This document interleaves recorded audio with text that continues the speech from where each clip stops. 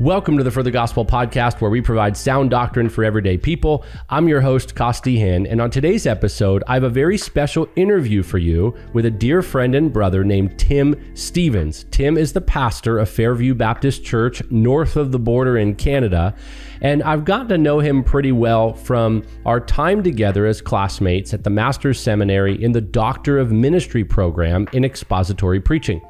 Tim is faithful and has quite an aversion to a lot of attention and fanfare and public recognition. So he was in a little bit of a tough spot when he found himself on national news and really global news in 2021 when he refused to keep his church shut down and he refused to stop preaching. It was 2021 and the Canadian government had said no more church, no more gatherings, and he, along with others like James Coates, who maybe you know and have heard of, kept on preaching and opened their churches to allow people to come. What I love about Tim and what you're going to hear in this interview is he's a prudent man and they're a prudent church. They took some time for a season to assess things. They weren't just cavalier and didn't care about what anyone would think to the point that they were insensitive. But Tim had come to a conviction. And when it was time, he said, I'm going to preach, we're going to worship, and anyone who wants to come can come.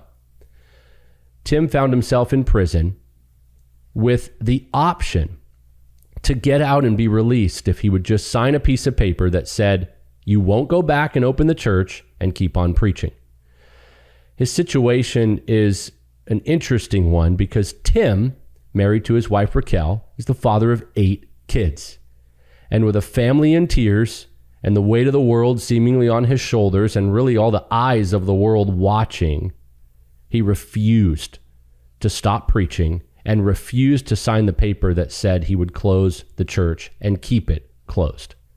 This is his story in depth and in detail with so many lessons and such great wisdom for all of us to be sharpened and encouraged by. Let's jump right into my interview with Tim Stephens. Tim Stephens, glad to be sitting down with you, brother. It's good. Thanks, Costi. Fellow Canadian, fellow student in the Doctor of Ministry program here at the Master's Seminary. And I wanted to have you on to the For the Gospel program to talk a little bit about your last few years, which have been pretty uncommon for a North American pastor. We want to tell us a little bit, though, first about you, where you pastor, your family, how many kids you have, which I think is pretty awesome, how many you have, and then we'll jump into more about your story. Yeah. So I pastor at church in Calgary, Alberta, Canada, Fairview Baptist Church. Married to Raquel, and we have 8 little ones. Our oldest is 14. Our youngest is 2. Yes. So our house is very busy. So good. Your house. Yes. Canadian. Love it. So take us back. I want to jump right into it. You first kind of broke into the news or whatever. A lot of people found out about what was happening up there because you ended up in prison. And I want to get to that. But first, would you kind of take us through a bit of a history, reaching back maybe even to 2019 into 2020? You're a faithful pastor at a Baptist church, loving your wife, raising 8 kids. You're in Canada, and all of a sudden, life changes for you. Could you take us back to that, maybe 2019 leading into 2020 and beyond? Yeah, so that time, pastoring a small church. This was a church that was started in 1960, and we were seeking to revitalize it, just preach as best as I can, and things were going well. Every year, a few more people would come, and people were being encouraged and built up. And then when 2020 came around, and when COVID came onto the news, it was a bit of a shock for us and for everybody. Like, our first encounter was really going to Costco and seeing all the shelves empty, not knowing what was happening. So it happened up there too. That's what happened down here. Yeah. So the clerk said, well, COVID or coronavirus. We had no idea what that was. Yeah. And so when our government initially said, oh, we need to stop all gatherings, we just assumed, okay, here comes this killer virus and we better comply. And, we were a very simple church. We didn't have any online streaming, anything like that. And so we had to put in some of those things for a time. And then as the weeks went on, how awkward it would be to, try to preach to your church looking at a lens of a camera. and what was really painful was, you don't get any feedback from the people you're communicating with. Yeah. But even at the beginning, I was very clear with our church that this was not church. Online, the address that I was doing was not a sermon. This was not church. This was not the gathering. This was something temporary. And, if you're familiar with a guy like Samuel Rutherford, who was exiled and not able to be with his church, well, he would use his pen to write letters to them. Yeah. And so I use that as an example of how we were going to operate as a church until we could begin to gather. Yeah. But then, there was one Sunday after, saying goodbye into a camera lens that I just put my head on my desk and just began to weep because I couldn't pastor my people. And of course you look out the window and it's like, there's nothing happening. There's not bodies piling up on the streets. Yeah. And so I began to talk with a few people in our church, and then others were of the same mind. But of course our church was divided. Some thought, no, we need to comply. This is bad. This is terrible. And so I began to write and to try to encourage our church that we need to be open, even if the government says no. So it was probably the end of May. We've been closed maybe 8 or 9 weeks. So we began meeting again, but in a limited capacity. Not everyone was comfortable in going. Yeah.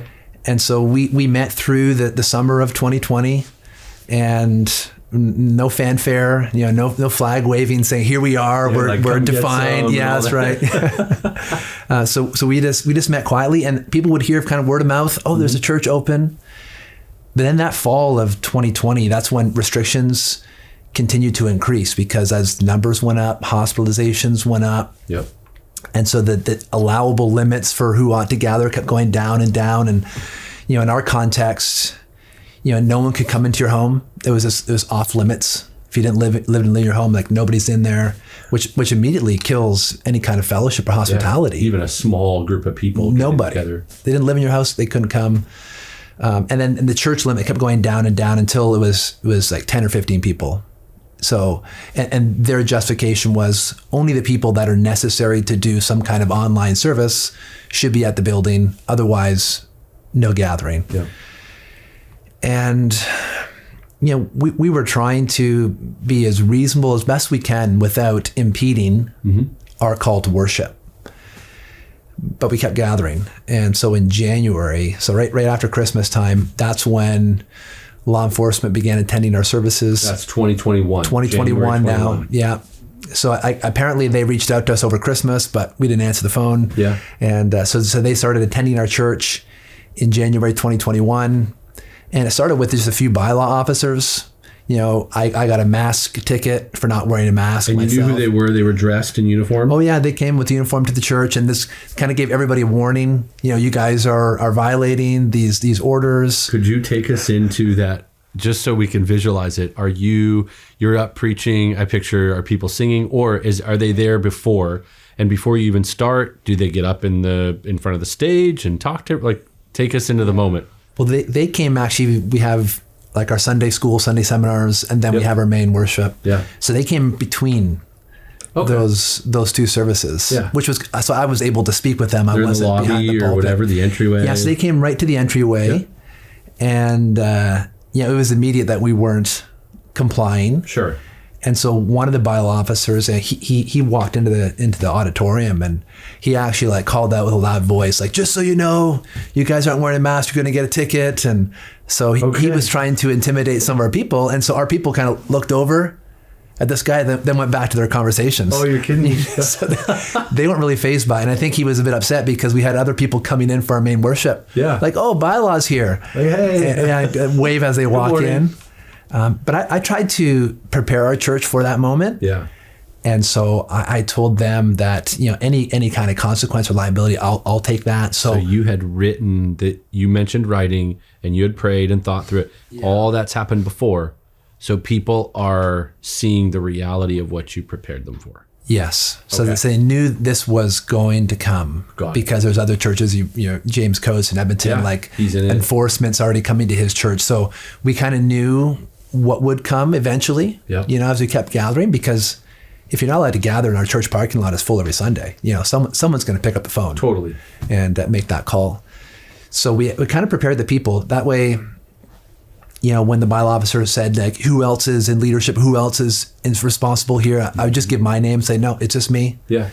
So I didn't want anybody else to take that responsibility. And I made it clear to them too that, you can give us a ticket, but we plan to, assert our own constitutional rights and freedoms. We don't believe we're doing anything wrong. Yeah. So we're not going to hide and cower as if we're criminals. Yeah.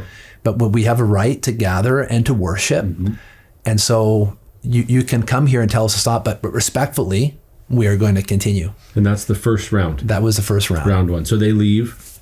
Yep. They give you the ticket on site? They leave. They write a ticket for me. It's a $1,000 ticket for failing to wear a mask, just written to me. They threatened others, but they only wrote one ticket that Sunday. And then they leave and they head off. Now, the complication arose later that week because when they came in, they brought also a health inspector, from the government, okay, which deemed our church out of compliance with the health orders. So on top of the ticket, other variables now they can hit you with. And so this inspector then writes this report saying that we're a non-compliant, organization, and when they do that gets posted to their website and then notifies media. And so later that week, then we have local media, in fact, even some of the national media, picking up that here's this church in Calgary that is defying COVID mandates. And any spike in numbers or any type of media narrative, you become public enemy number one. You, James Coates, anyone else, it's that's like right. You guys are the reason people are dying. Yes. Etc. Yes. And that's part of their tactic to gain compliance, right? Got that's it. Why they're going to tell the media to bring negative public pressure so that we comply. So we had a number of people in our church when that happened saying, oh, this is a terrible testimony. That was too much. To Jesus. Like, look what people are saying online. Look what the comments are saying. Like, this is terrible for the gospel. Like, we need to shut down. We need to comply. And at that point, what goes through your mind in that moment? Were you ever tempted, or maybe temptation is the wrong word? Did you ever lean and think, because you have to consider as a pastor who's bold and courageous, we know our convictions, but you still have to be teachable and humble and thoughtful. We're not infallible. And shepherd flock. Yes. So in those moments, how are you meeting those people with that? And what informs your decision to go, no, we're not doing that? Well, I was writing to our church. So our Sunday services looked the same as they always had. Like, it was for the worship of God. This wasn't political. This wasn't about COVID. This was about worship. I was preaching the book of Job, and that just continued. But I would write a weekly email to our church in the middle of the week and try to address some of the things that were happening and what our church was doing. Yeah. We had the odd meeting, but our leadership wasn't really on the same page, which made it all the more difficult. Wow. The congregation was on the same page.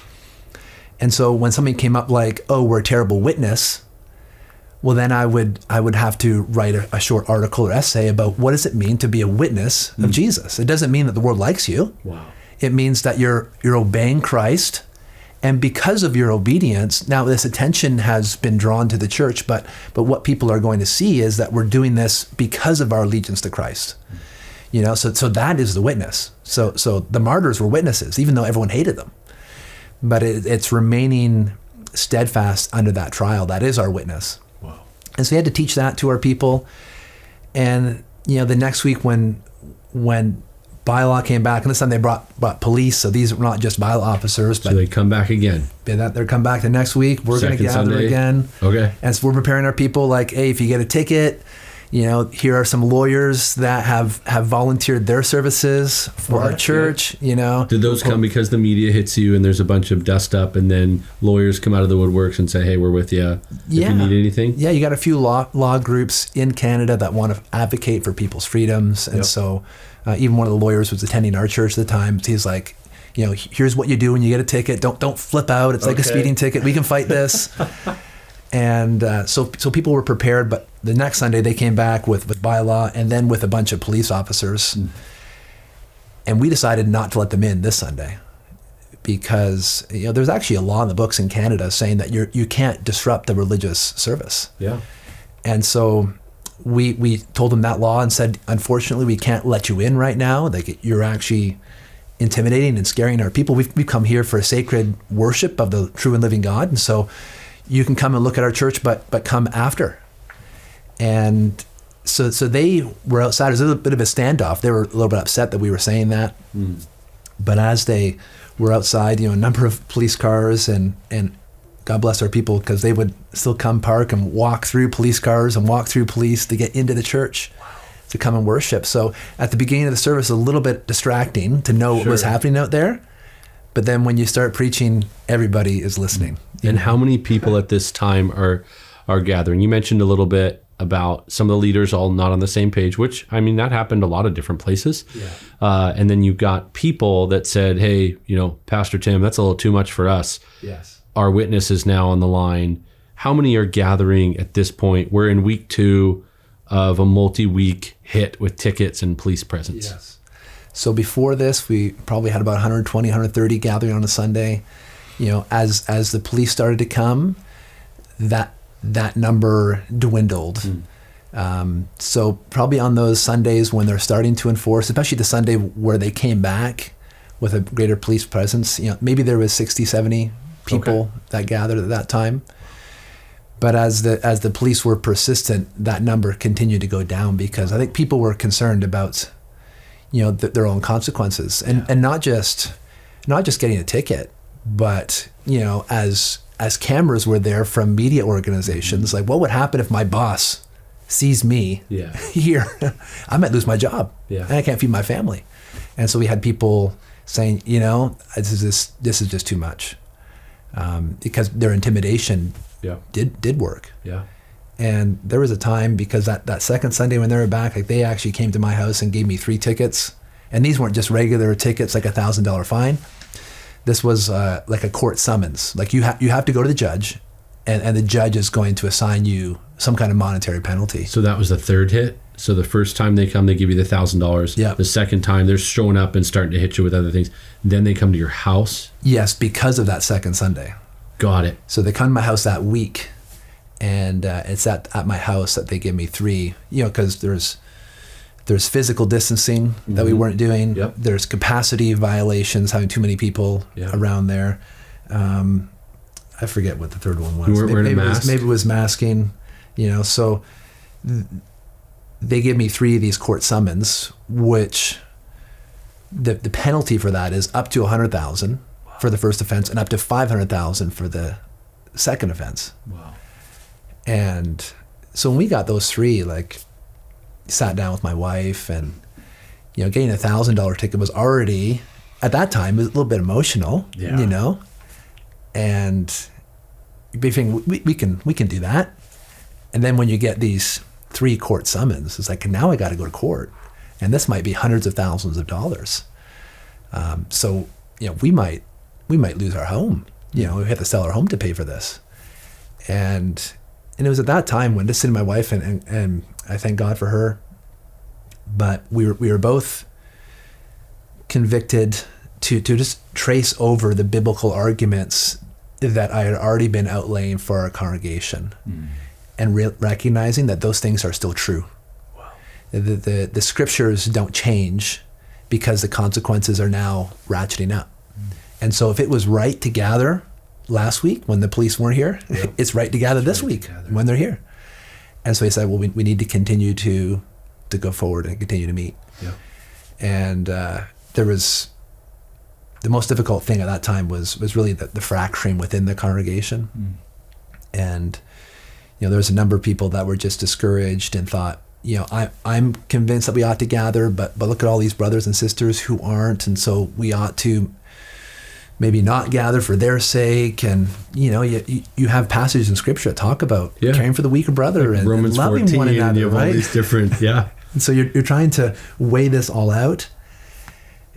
And so talking to our now associate pastor, and there was one time I'm like, well, if we continue to gather, we may only have like 10 people who come. We might not even have a church. I might not have a pastorate. And he said, Tim, if we have 10, we have 10. I love that. If we have 10, we have 10. That's our flock, right? We have to keep gathering. Wow. What part of your theology and church history came into play, and how did that inform your decision above and beyond you and your wife's very important conversation, obviously, financial, your home, life, livelihood, your shepherding responsibility with members of the flock who are wrestling through their own conscience? In the end, you chose to stay the course. What aspect theologically, maybe church history, informed that overall? You talk about going through the arguments or reworking through those with your wife. What were some of those hinge points? Yeah. Well, there's a history, of course, in the church where people are resisting authorities for the sake of obedience to God. Mm-hmm. I think that's a principle that we all agree with. Yeah. The challenge is, when do you do that? Yeah. And what I sought to teach our church is, when you look at biblical history, you have Israel in Egypt, mm-hmm. and Pharaoh is wanting to constrain kind of the parameters of their obedience to God. Yeah. So yes, you can go to the wilderness, but only the men, or leave your livestock here, and he was always trying to compromise, mm-hmm. where they're like, no, we have to obey God in this way completely. Yeah. And so that's an example of, I think, what even our government was doing was, you can still gather, but you just have to gather this way. Yeah. You can't do the Lord's Supper. You can't do baptism right now. You can't gather as the church. Yeah, and that's a helpful detail. And thanks for letting me keep jumping in, because I'm fascinated by this. I know some of it, but I'm still as eager as anyone else to hear. The Lord's table. So they were in Canada. These different countries were in the U.S., obviously different places. They were restricting the Lord's table because it's obviously food or drink. So now you have a direct command in the midst of, hey, you can gather. You can't obey the Lord's command to do this in remembrance of me. Is that one aspect too? Yes, they had that aspect. They had the aspect of, there was times when you weren't allowed singing. Oh, that's right. So no singing in the church. I forgot about that. So we sort of laughed at that. We suggest that you hum or listen and reflect. Yeah. But then what do you do with the command of Scripture that say, sing to one another? Yeah. Right? So there was all these adjustments. And again, the people who were proposing these alternate forms of worship were not the elders of churches. No. These were bureaucrats and politicians and other doctors that had no understanding of what God has actually required us to do. Mm. And so learning what Israel did in Egypt is helpful. And then, of course, seeing what Israel did when they were in exile in Babylon, how they did whatever they could to work within Babylonian society. Respectfully. Yeah, but there becomes a line when Daniel has to pray in such a way, even though he knows the consequences will be severe. The three boys, they would not bow when the music played. And so there are certain lines, and it's not just, when the government does something egregious, like saying, don't preach the gospel. But Daniel, it was prayer. Totally. So it was, and if you try to find a scripture where do you have to face towards Jerusalem and pray 3 times a day, it's like you don't find that passage. Mm. But this was a principle, a practice that he was already engaged in, and this demonstrated his loyalty to God above all his loyalties. No, not at all. That's really helpful. I was going to ask you how, in the midst of all that, you look back still and with zero conviction and issue on your conscience, you guys did try to assess things first. I know a lot of churches who did, to make sure it wasn't the bubonic plague. I think a lot of pastors, we thought, all right, we're going to go die in the streets and we're going to be holding people in our arms and we have to prepare our wives to kind of just release us. We're going to die to this crazy virus. You did everything you could to assess, to be patient, to be reasonable, in a way like Daniel when he goes and even requests, hey, could we even test the diet out, see how we eat versus others? Yes. You did a lot of that. So when it was time, it was time. Yeah. Take us into the moment where now you're on a tipping point and you just decide, okay, if we have 10, we have 10. Your associate, yes. What's his name? Alex. So Alex says, if we have 10, we have 10. Yes. We're rolling. And So you're going to walk in obedience. You've gone through a biblical theology, not just one little isolated example, but a pattern of God's people obeying him. Yeah. What happens next? So as the enforcement action continues, then court orders are involved. And we had the advantage of, we're 3 hours south to James Coates at Grace Life Church in Edmonton. Okay, yeah. And he's kind of ahead in the pipeline. Was he in prison yet?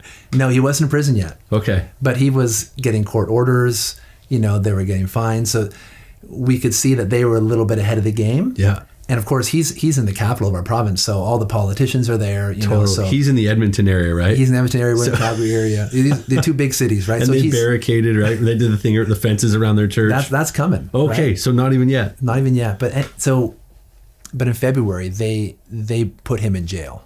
So eventually, these court orders were basically cease and desist. You must stop gathering, and because you can give someone a ticket every single week, but you can't bring them to jail. But going to get a court order and permission from the judge now gives them the permission to put you in jail to kind of raise the stakes. Yeah. And so when that happened to James, our church continued to be divided, up until James' imprisonment. Wow. And we were trying our best to move forward together as a body, together as leadership. But when James went to jail, it was like, okay, we have to cut out this idea of really trying to, gently lead people along. Mm-hmm. This is an area where our brother is in prison, and we need to gather, and we need to do so in such a way that everyone knows that we are brothers in the Lord, and that his convictions are our convictions. And so we gathered at that time, very publicly. We let the media know, you guys can come see us. We're doing the same thing. And so that moment really was a moment that, rally the troops, put steel in our spine. It just helped knit our church together. We will not bow moment. Yes, and even people in our church at that point that didn't agree with me, when James went to jail, they said, Tim, we understand that your convictions are the same as James, and that you need freedom to continue to gather without us kind of hindering this. And so, basically got the blessings even from those who didn't agree. Like you guys need to gather, and you need to gather this way. So we did that, and of course, no one expected James to be in jail for as long as he did. 35 days. Because again, the conditions for his release were you can't go and lead your church in worship. You can't gather together. So I think for him, not even step on the property. And so he couldn't agree to that, and so he remains in jail. And at that time, enforcement on our church let up a little bit because I think they just weren't sure what was happening, the enforcement. They didn't expect any pastor to go to jail. And so I think it was just a threat. James is in there like, okay, so we're doing this. Are we doing this? Are we not? And then the media attention, you can imagine. Oh, yeah. A pastor going to jail. And James is not a guy that is some kind of radical. No. He's not a crazy guy. He's Steady, calm, godly, gentle, humble, gospel preacher. And he's in jail.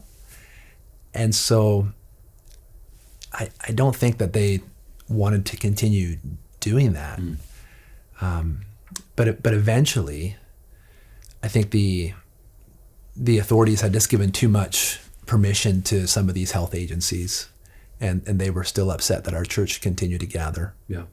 And so there was a service. As we continued to gather, there was more warnings on their part about us gathering.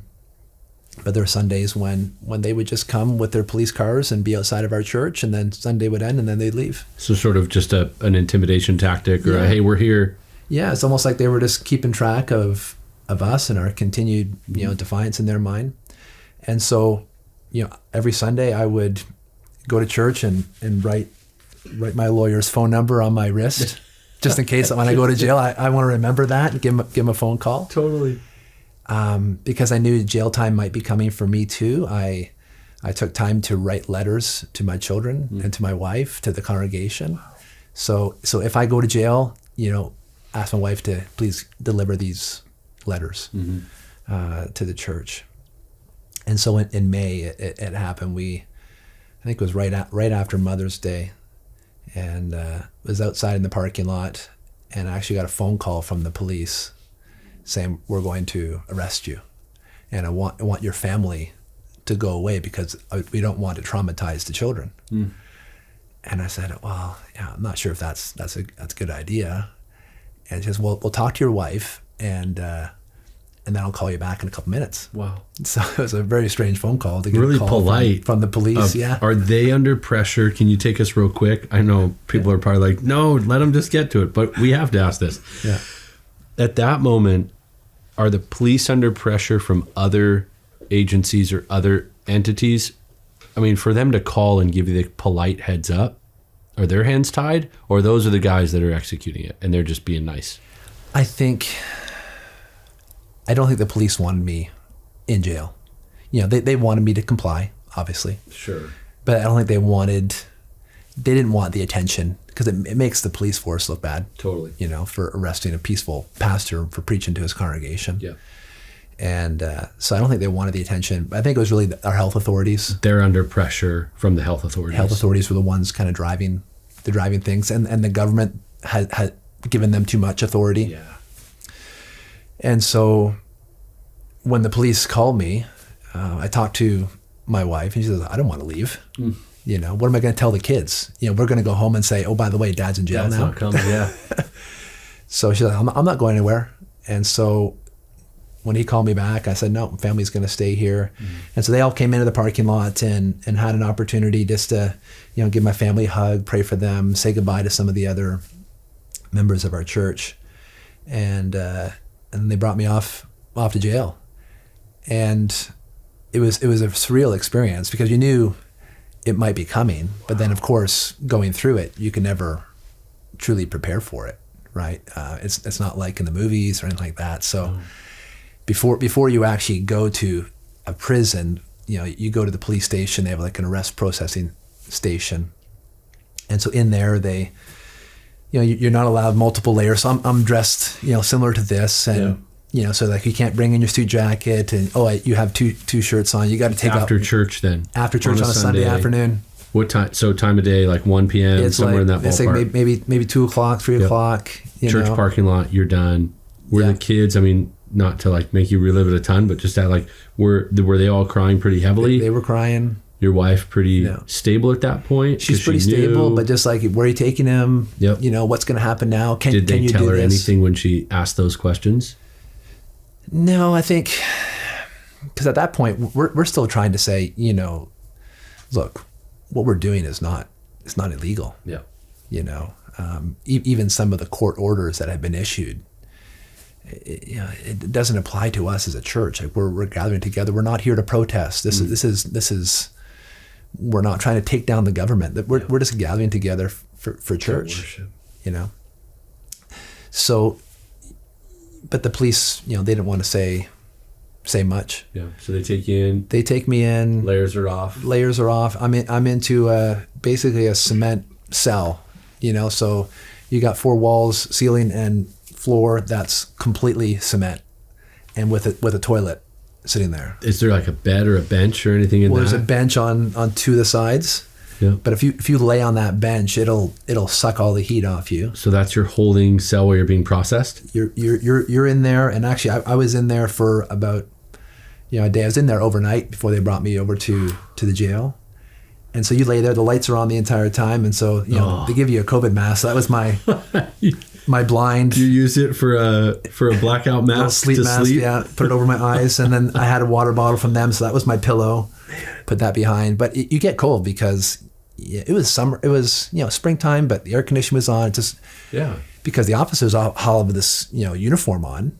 So and then you're there with basically nothing on a cement pad. And so when I went home, my kids asked, "What's jail like?" I'm like, "Well, go down to the basement floor, the cement floor, and just lie on that." It's like one of Dr. Lawson's classrooms that we have to endure 55-degree air conditioning. Yes, like that, but laying on the cement. And then, of course, if you're used to any kind of privacy, you go to the bathroom, you close the door, like, it's just you. Mm-hmm. But when you're in prison, like you have a toilet that's just there, and so when you have to go to the bathroom, like there's cameras above you, there's windows that are looking in, and so you feel very animal like. You know, it's your dignity is stripped from you there. And I understand, like they deal with criminals. Sure.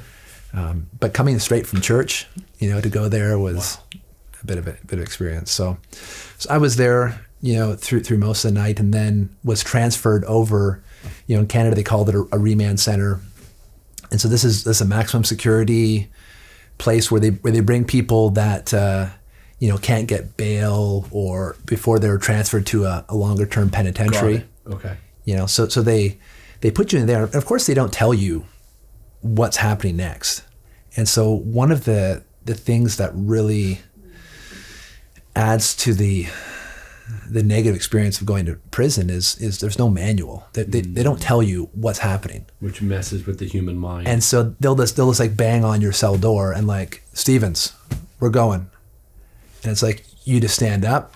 You know, they'll put handcuffs on you. They'll put shackles on your ankles, and so you're tied up with shackles, and then you can't walk very fast. You're shuffling to the next thing. Yeah, so you're shuffling, and you know these things are digging into your skin, and they put you in the back of a van, and it's like a dog kennel. So you get like wedged into this, you know, steel box, and so you're there with your shackles and handcuffs, and then off they go, and you have no idea where you're going, and so you get into this other facility, and then you're brought into another holding cell.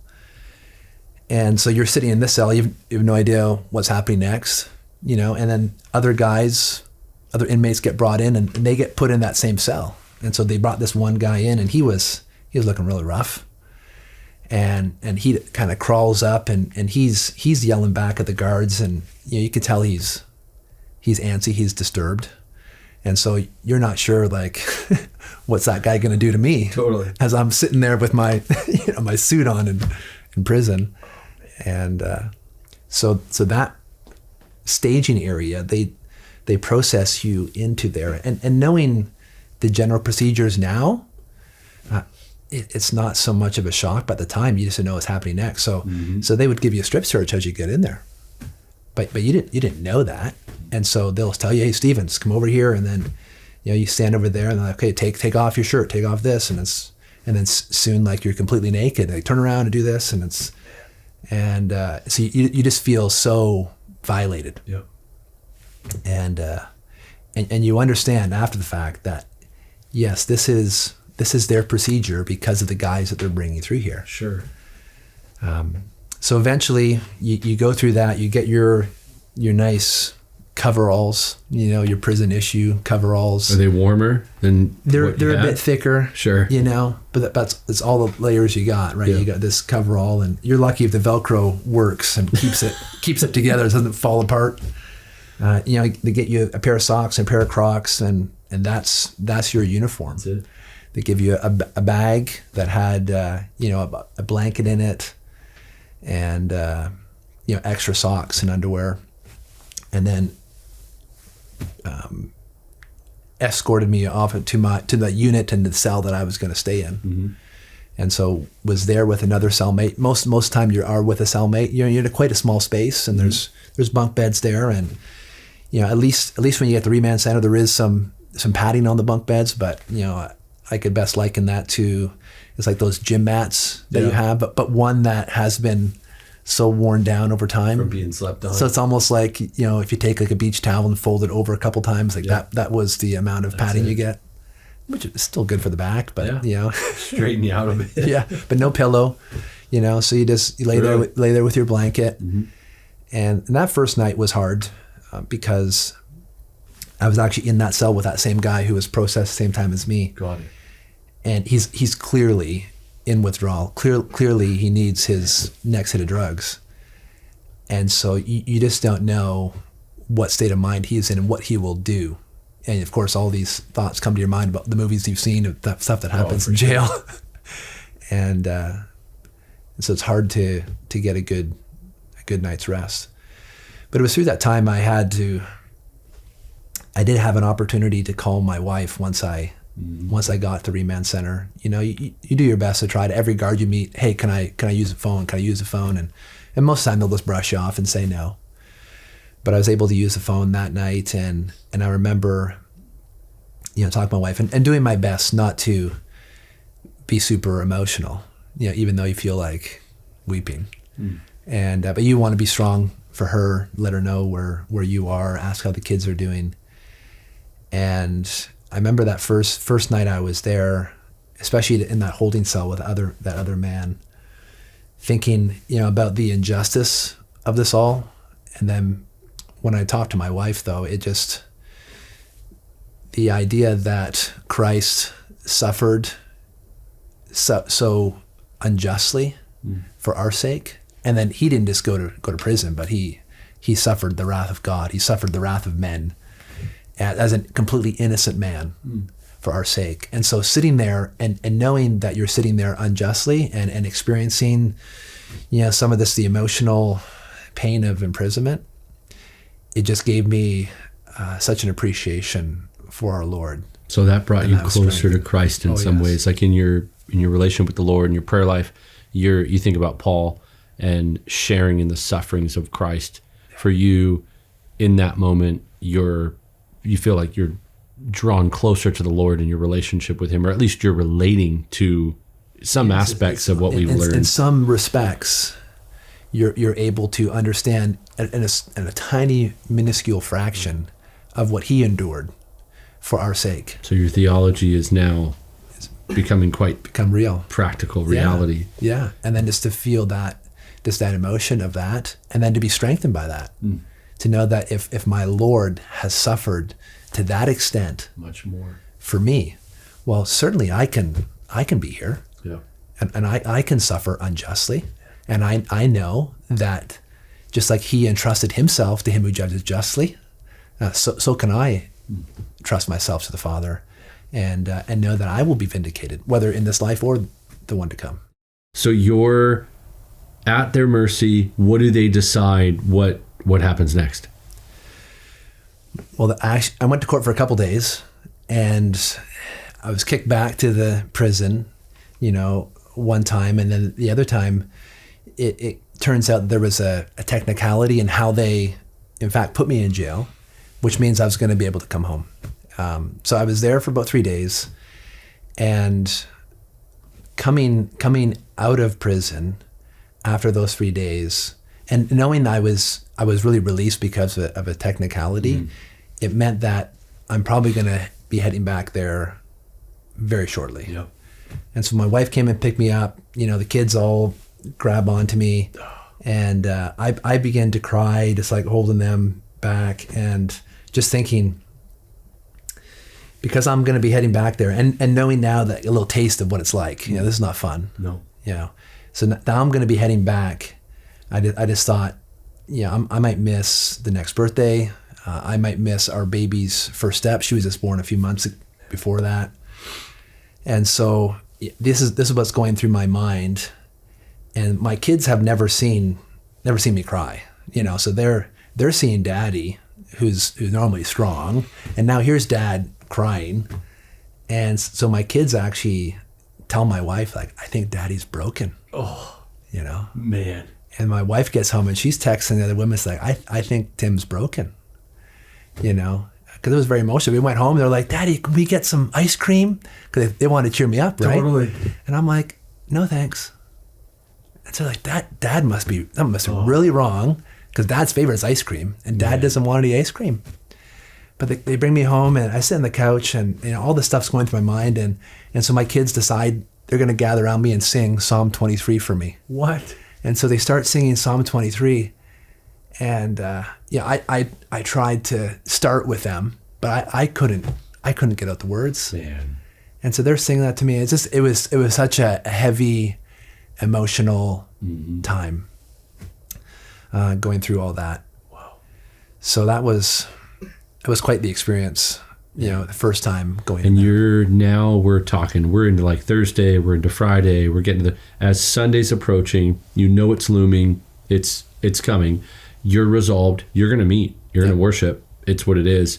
When you take us to this Sunday morning, you're You're there. You're in your suit. You're ready to rock. Yeah. What happens?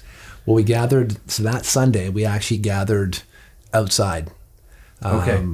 Because our desire was to gather as a church, Yep. right? Not to make some kind of spectacle. Totally. But as I went to jail and as things were happening, so every Sunday the police would all be there, the media would all be there, and so it was a bit of a circus. And so just to try to come and worship with all this going on, it was too much of a distraction. So we said, okay, let's meet somewhere where we don't normally meet, and we'll gather together. That way we can just gather in private and worship.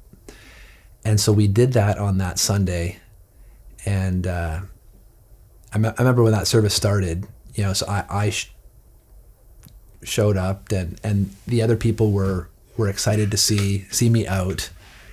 And there was one gentleman that was, he's like, "Oh, it's so good that you were able to go to jail and be persecuted for Jesus' sake." And he was just so excited. And he's like, "How was that?"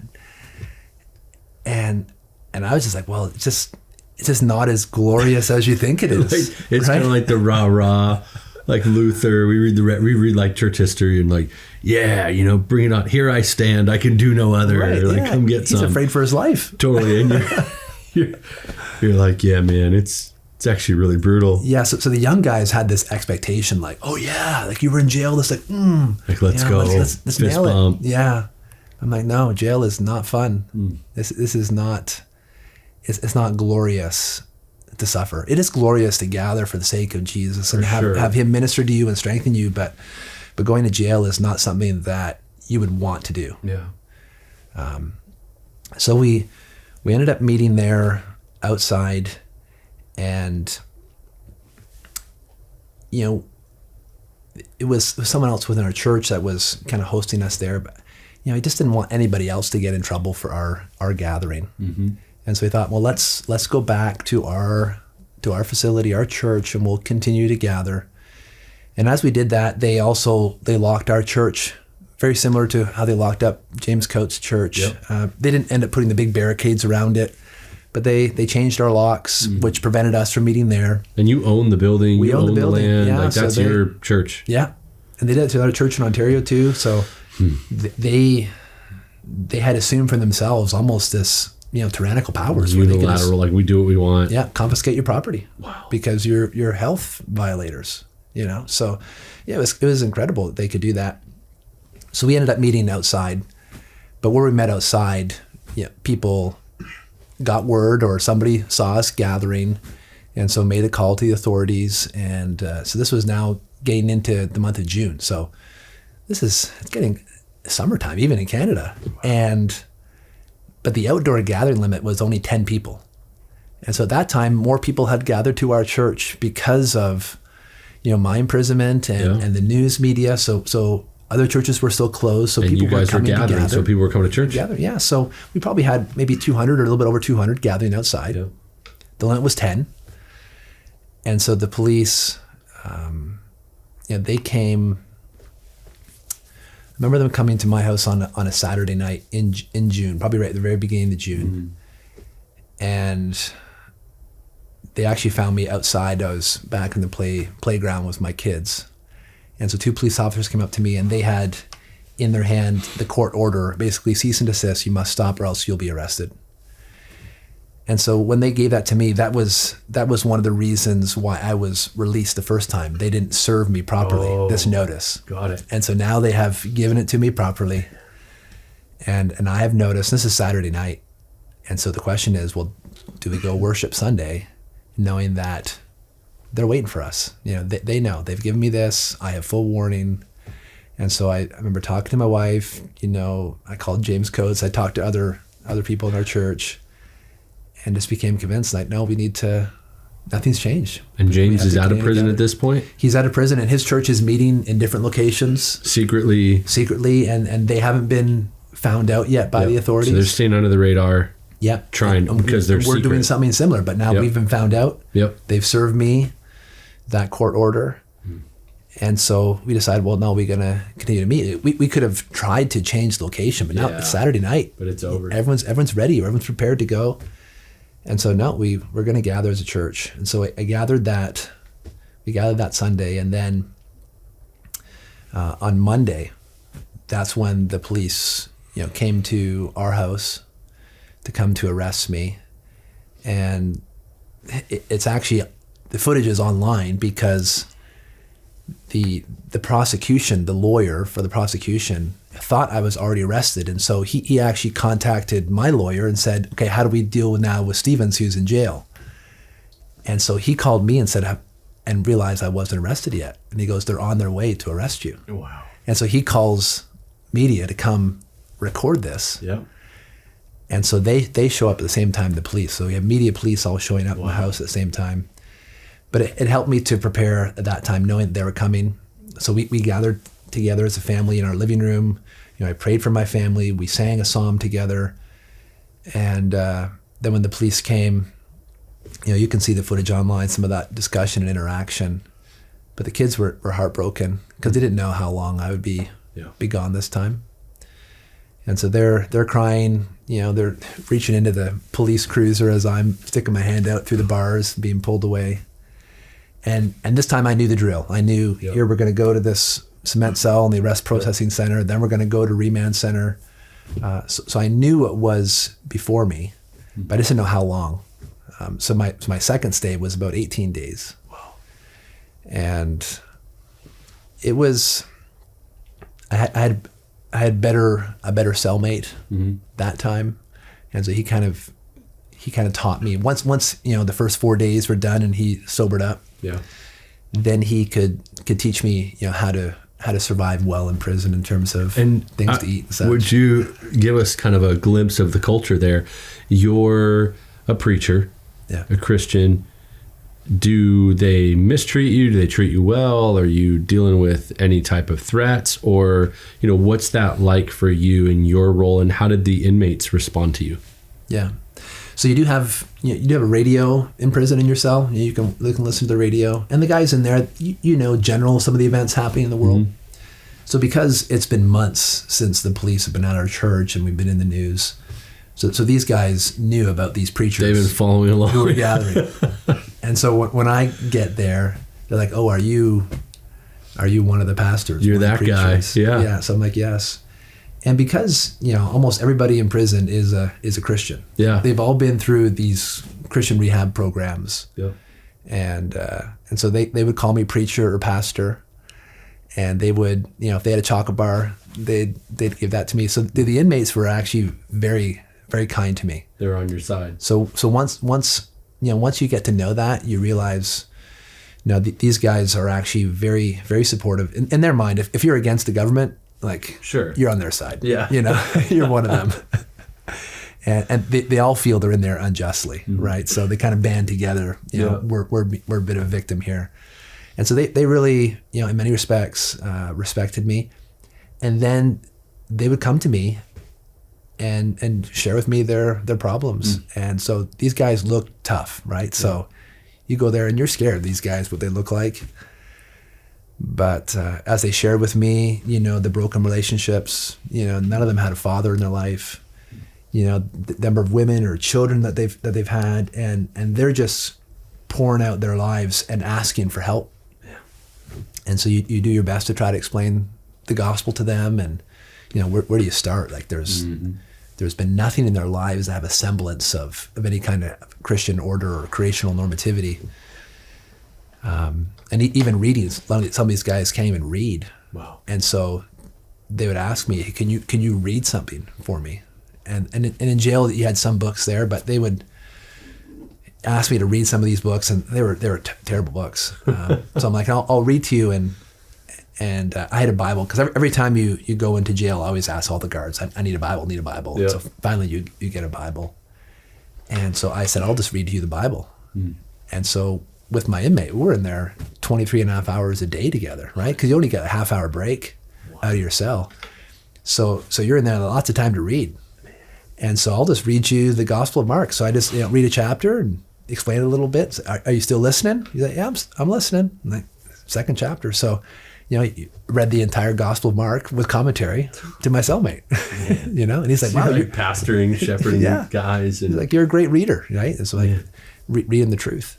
And that was actually one of the blessings with no cell phone, no beeping, so you don't know what's going on outside the walls of the prison, but you have your Bible, and you're able to pray a lot more than you would normally do, just without distractions. And you get up in the morning and you're like, well, I don't know what today is going to bring, but I think I'll just read the book of Isaiah. Wow. Or read Jeremiah. And you have hours to sit there and read the scriptures. So in that sense, it was edifying to me and strengthened my conviction, strengthened my resolve. And even going through the Psalms or other things, like there was this passages of scripture that were ministering to me, that were so relevant. And there's a lot of Christian songs that we sing, but I found in prison, I found it was the Psalms that ministered in such a way that a hymn or another Christian song just couldn't match. Wow. So I found myself singing the Psalms and then reading through the Psalms, because when you think about the Psalms, most of them are laments. Most of them are, David's on the run, he's being persecuted, he's isolated, he's not with the congregation.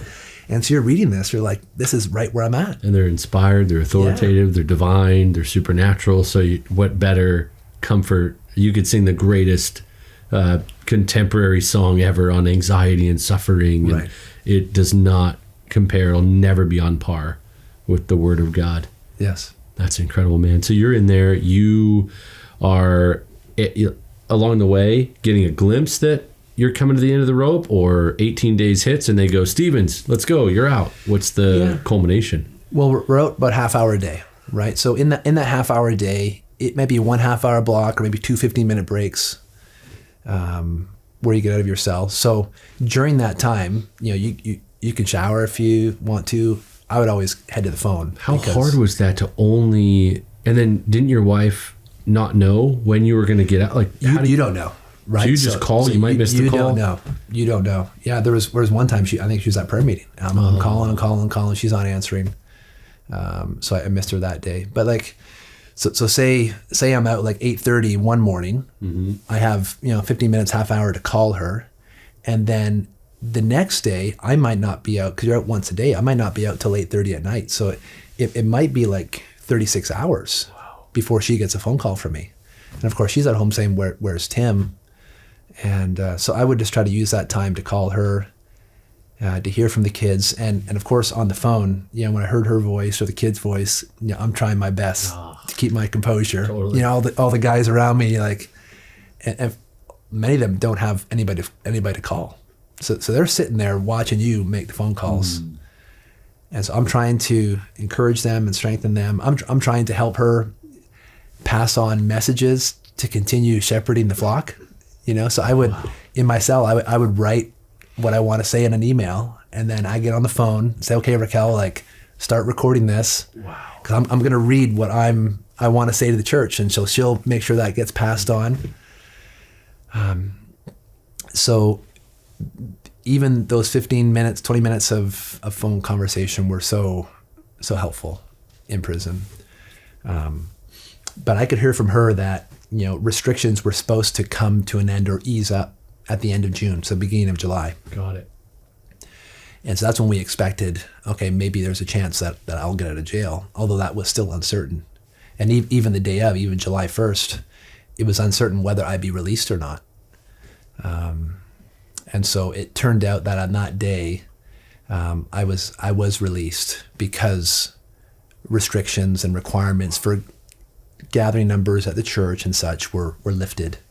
And so I was able to head home. Really quick, you need to explain to people how you could have gotten out this whole time. Yes. I don't think people probably have a good grasp of that.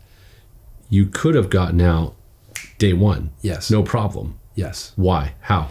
Yeah, you could have, even when they arrested me, I didn't need to get in that police car, because they had with them a piece of paper saying that I will agree to abide by the health orders. You won't gather? Which means I won't gather with my church. Yep. I'll obey the distancing and all that kind of stuff. And I can sign that and agree, and they won't take me away. And then in jail, and any of those days, I could have just said, "Oh, guard, I'll sign. I'm ready to sign," and I could walk out a free man. That gets me. So every phone call, any missed call day, let's say you miss Raquel, she's in a prayer meeting, any hard kind of day mentally, anything you could have signed, and you just kept, how were you willing? You would have stayed in there for as long as it took? You had that resolve? Yeah, we were ready. It was hard, right? Especially when you had people like the one of my lawyers at that time was like, Tim, like, you're not helping anybody. You should sign and get out. We'll fight this legally. We'll fight this in the court. Yeah. You're helping nobody in jail. And my response, my wife's response to him was like, I'm not trying to help anybody, but this is a matter of conviction. This is a matter of principle. This is not a matter of strategy. This is not say, okay, let's try to find the best way to make these health restrictions go away. You're trying to win. You're trying to obey the Lord. It was simply, be faithful. The Lord calls me to gather as a pastor, and so I will gather. Man. And it was simply a matter of conviction, a matter of principle. I love that. Man, so you get out on the restrictions are raised. Yes. The numbers are expanded. Yeah. You get out. Can you tell us what has happened at your church since then? And obviously the preface to all this is, and it's hilarious to people that we're talking at lunch today. We preach the word in season and out of season. So it was out of season, yes, and you're going to prison. It became in season in some ways for your church, for our church, a lot of churches. Yeah. What has happened since then, since this group was dwindling down, you're going to gather anyway, to now after? Yeah, well, because I was there for almost 3 weeks a second time, you get into routine in prison. So I've got a notebook, I've got a pen, so I got my Bible, I'm writing sermons. You're loaded. I'm just ready. Like, you let me out, and I'm ready to preach. Yes, sir. And so that first Sunday, I think I was out probably, it was like a Thursday or Friday that week, and so my associate pastor Alex, he was ready to go. But I called him that Friday night. I'm like, sorry, Alex, I got this Sunday. Yeah. I already got a sermon ready. And so I remember preaching from Matthew 10 about how the Lord sends us out as sheep in the midst of wolves. Yes. And then, you'll be brought before rulers and magistrates, but stay loyal to Christ to the end. And so I preached that message, and that just knit our congregation together. Others had come, some just to see the spectacle, sure, some to support, but others because their minds had been changed through COVID about the essential nature of the church and of gathering. And they're listening to my sermons, they're listening to James Coates, they're listening to John MacArthur. And so they're not just keyed in on gathering, but on Reformed theology, on the gospel. And so these are people hungry for the word, who didn't realize they were part of a church where they weren't hearing it. Wow. And so they started gathering, and we couldn't contain in our facility anymore. So we had to start renting space, and at this point, God has blessed us and providing us a new church facility that can hold us. And so the Lord has blessed us through that time numerically. The Lord has blessed us in seeing people come to saving faith, in seeing Christians strengthened, especially, to live for Christ no matter the consequences. Because immediately after all that pressure is put upon the church, it seemed like the next winter brought pressure upon the people in the congregation. I'm not sure what it was like here, but especially in Canada with all the different vaccine mandates, that put a lot of people in a conflict between, do I choose my job or do I choose my autonomy over my body? So that was the next wave here as well, where once restrictions were lifted, everybody's gathering, the sort of new battle or the new fight was Christians at their jobs and Christians in the church wrestling through, and I think the government at that point, even, whatever political commentary we can offer, I don't even remember half of what, the issues were, but I remember people now, the government had sort of given up on trying to control churches from gathering. Yeah. However, at a lot of businesses, right, you had to take, and if you were in any type of medical industry in the US, and we were all calling it the jab, you had to take the jab. When people wouldn't, and some people were losing their jobs, some people were willing to lose their jobs, some people had to do it to travel. I think I remember some of that as well for like sports teams, pastors, missionaries. Now it's memory recall. Missionaries were having to decide if they would do it to go back. put themselves and their body in harm's way. So for you guys, kind of the same thing. I remember all of that. Yes. And you guys made it through that era just fine? We made it through that because, well, they didn't come after our church anymore. So even though restrictions came back for our church, they didn't enforce it the next winter. They just left us alone. I think at that point, public opinion was beginning to shift against the government.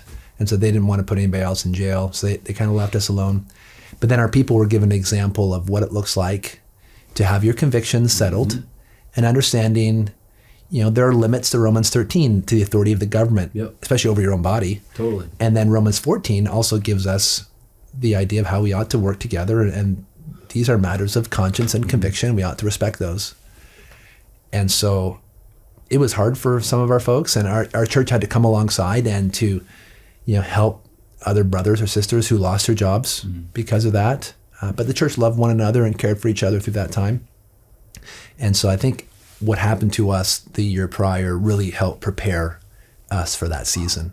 And more people continue to come because we were a church willing to address those issues. So many other churches just wouldn't say anything about it. They didn't want to get into the weeds of, I'm not a doctor, I'm not a politician, I'm not a lawyer, as if you need to be a lawyer to speak about law, So people were looking for guidance. So a lot of folks started coming to our church because they just wanted some pastoral help to navigate, the craziness that they're experiencing in the world. Yeah. I'm so grateful for your faithfulness and grateful to get to know you and spend time with you now and get to have the program we're a part of and spend time together in that. One last thing as we finish up, could you speak to the principles or exhortations or encouragements for people based on what you went through and based on that whole season and what you were enduring in the middle of it? How would you encourage a Christian now? It seems as though, I would say this pastorally, maybe you would say the same thing. Remember post 9/11, churches filled up, America's going back to God, because it's pretty shaking for people. Yeah. COVID, a lot of churches fill up, explosive kind of quote unquote renewal maybe is a good word, or a revival in the sense of we have a revived hunger and a revived thirst for church, the gathering. Like, we're never going to let them do that again, and we're never going to this. Things die down. It's starting to mellow out, or it has. I know an election year here in the U.S. is coming in 2024, so there'll be some upheaval. But overall, COVID's sort of the thing we learned from, and it's a thing of the past. Yeah. How would you encourage and to prepare and even maybe light a fire under Christians, pastors in the church still to keep the flame of conviction burning strong, but also to prudently and calmly, faithfully prepare for what is ahead? Yeah, which we don't know. That's right. What's next, right? Yeah. Yeah, I'd say there's probably three main things. The first, the most important, is to remember the centrality of the gospel, the centrality of Christ and his lordship. I think through this time we recognize that Christ he's Lord of the church. This is his church. Amen. And but his lordship is over more than just the church. Yeah. And so to think about the centrality of Christ in our lives as individuals, he is our highest loyalty. So when other things compete with our loyalty to Christ, we must always be faithful to Christ. Amen. So that's we have to establish that as a primary conviction. Beyond that, I would say, secondly, that church history was very helpful. We read through as a family through that time. I told my boys to read 5 English Reformers by J.C. Ryle, talking about those English martyrs and their faith. That is so encouraging to see other believers be faithful before you. So they're a living example of what faithfulness looks like in times of pressure. And there's another book called Trial and Triumph that it went through like a history book of all these different Christians, and you recognize that what happened to John Bunyan is not unusual. That's the Christian life for many people. Yeah. Actually, what's unusual for us is the prosperity and the freedom we've enjoyed in the last few hundred years. That's not normal. And so we need to have an understanding of what normalcy is, so we're prepared for it. Yeah. And then finally, I would say that people really need to develop and hone their convictions based upon the Word of God. To make sure that when something happens, don't just like get on the computer and say, oh, what's MacArthur at Grace Community Church doing? What's Dever doing at his church? What's Costi doing? And then trying to see what you should do. It's like, it might be helpful to understand how they're applying the Bible or what passages they're using, but then you open your Bible, especially pastors, get into the Word and seek to apply those different texts to your situation and make sure that your convictions are based upon God's Word, and that what you're trying to do is obey God. Not just follow somebody else, but I want to obey the Lord. There's always that remnant motif in Scripture.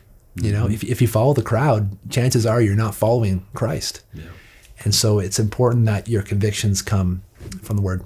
Brother, thank you beyond. I know you won't say you're welcome, because we're walking obediently, but thank you for sharing the story, and thanks for being an encouragement and exhorting others.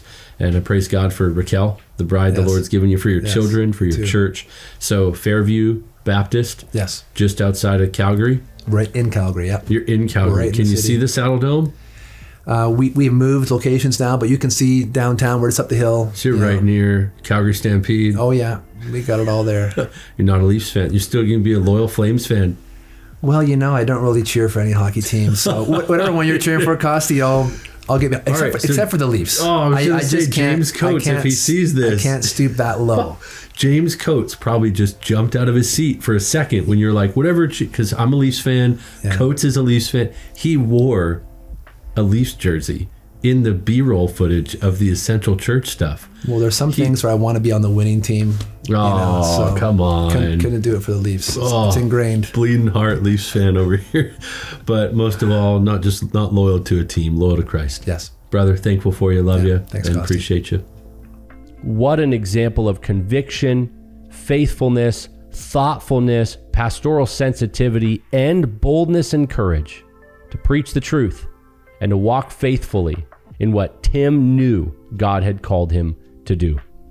Thanks again for listening. And don't forget, this is in video podcast format. If you're watching this on YouTube, great.